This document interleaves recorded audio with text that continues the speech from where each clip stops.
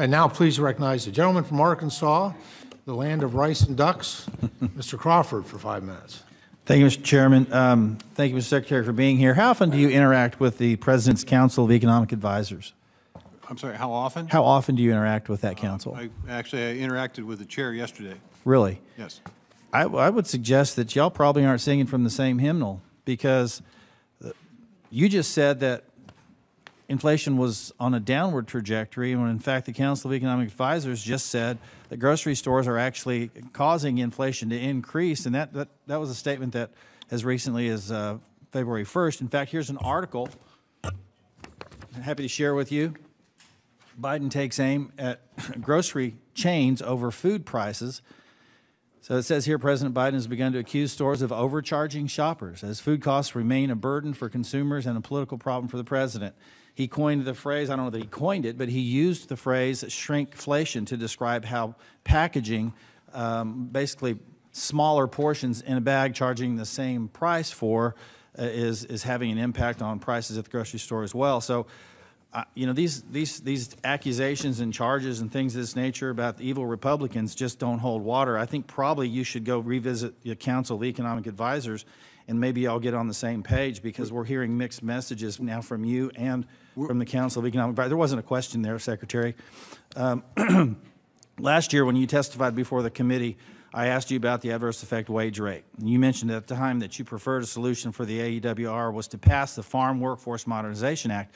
And we all know that the bill had significant issues that were unrelated to the adverse effect wage rate that kept it from becoming law. So I don't think that was necessarily the answer to the problem. So since you were here last year, my friend Mr. Davis and I have been leading the Agriculture Labor Working Group.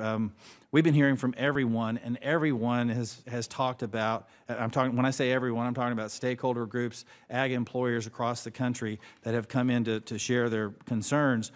And the prevailing sentiment was that the adverse effect wage rate continues to be a huge problem. It's an impediment to the efficient functioning of the H-2A program. Georgia, for example, has seen a more than 20% increase in the AEWR in the last 2 years, completely unsustainable. So do you agree that Congress needs to reform AEWR in such ways to ensure predictable and sensible wage levels for H-2A employers?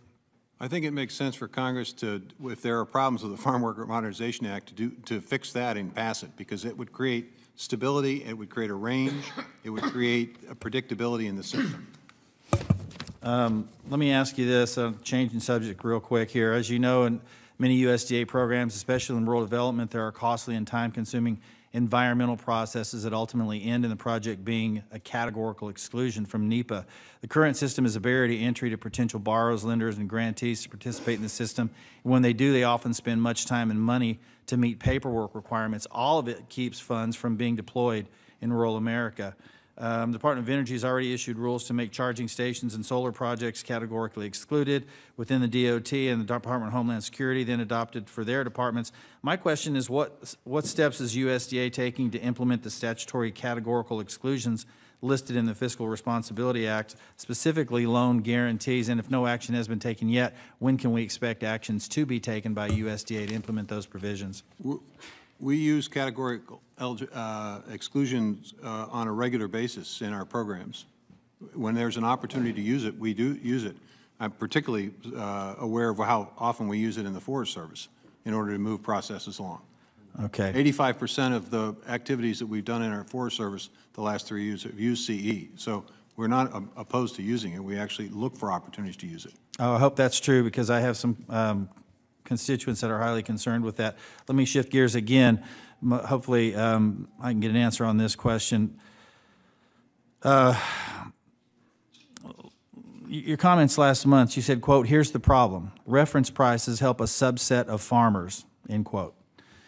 These comments worry many farmers across the district, across my district and across the country, at putting in the hard work of feeding and clothing the world. And to be clear, when I say farmers in this context, I mean those who are producing our food and fiber at scale. You focused a lot of your attention on climate. But when you talk about farmers, you often talk about USDA's role in protecting what I would call more hobby farmers. These are folks I certainly care about, and I don't believe they should be completely ignored by USDA programs, but many of them are not full-time farmers or truly dependent on income from the farm. to keep them financially afloat. And alone, our country and the world can't be dependent on their output, which is less than 20% of all agriculture production. You acknowledged that earlier in your statement. So my time's run out, but I will use it back.